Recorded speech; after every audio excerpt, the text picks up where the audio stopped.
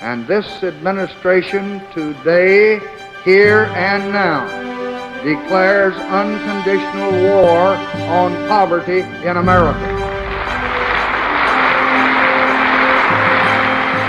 In his State of the Union address on January 8, 1964, President Lyndon B. Johnson urged Congress and the citizens of the United States to do everything necessary to end poverty in our country.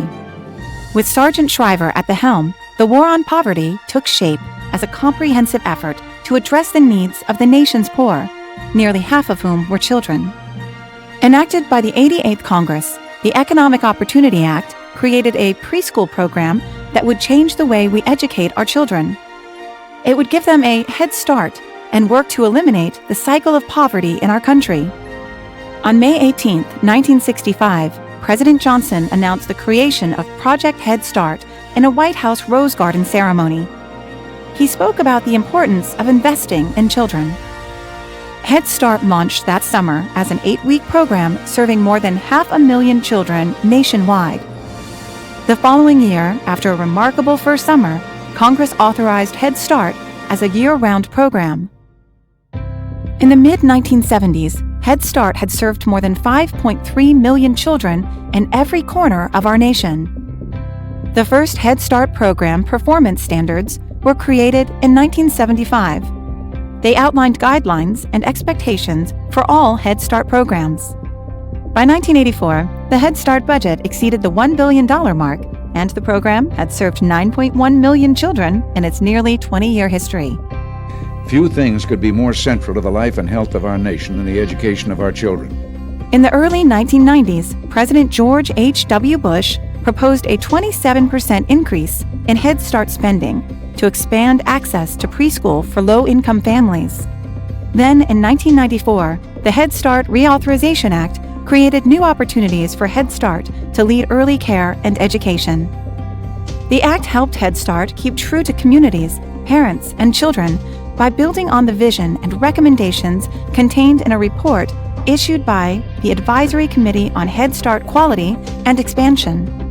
1994 also saw the creation of the Early Head Start program to address the comprehensive needs of pregnant women and low-income children under age 3. The Head Start Reauthorization Act of 1998 allowed for full-day, full-year services, set education standards for teachers, and focused renewed attention on school readiness and literacy. Our budget increases the funding for Head Start while giving it a clear mission. In 2007, Congress passed the Improving Head Start for School Readiness Act. This act preserved Head Start as a federal to local program, strengthened state roles, and enhanced standards for education, workforce, and accountability. By 2010, with the help of federal, state, and local partners, Head Start had invested in more than 27 million children since its inception in 1965. But the path hasn't always been easy. The 112th Congress threatened to cut funding to Head Start, but the $1.1 billion budget decrease was rejected by the Senate. By April 2011, a budget was passed that enabled all current Head Start families to remain in Head Start programs.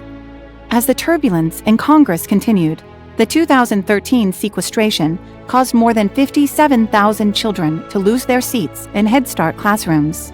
The $427 million budget cut had a massive impact on Head Start's ability to serve the most vulnerable children in our country. On January 13, 2014, Head Start programs breathed a sigh of relief when Congress passed a spending bill to fully restore funding.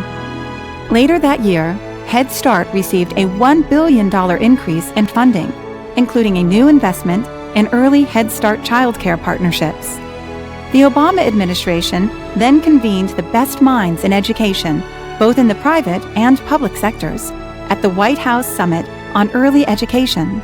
Early education is one of the best investments we can make, not just in a child's future, but in our country. Their mission was to recommit the country to providing quality, early education for all our citizens. As Head Start turns 50 years old, we set out with renewed spirit, recharged conviction, and the reclaimed imperative to continue the war against poverty by inspiring all of our young people to learn and achieve. With 32 million alumni and 50 years of opportunity, we're all part of one historic change.